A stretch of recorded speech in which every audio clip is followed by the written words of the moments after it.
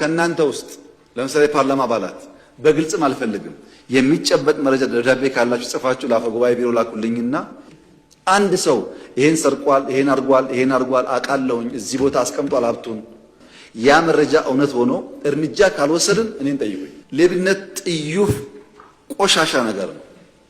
ግን ሰው እንደሚፎክረው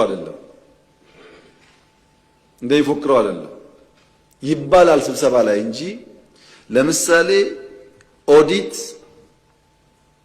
በአንድ ሰው ላይ የተጣራ ሪፖርት አምጥቶ ውሳኔ መንግስት አልወሰደም ካለ እኔ ኃላፊነት ወስዳለሁ። በጥቅሉ ዝም ብሎ ፓርላማ 50 ብር አጉድሏል የት ጎደለ ጫታ ሲወጣ 3 መሆን ነበረበት 2 ፈርመው አይደለም። በተጨባጭ ማስጠየቅ የሚያስችል ጉዳይ ማለት ነው።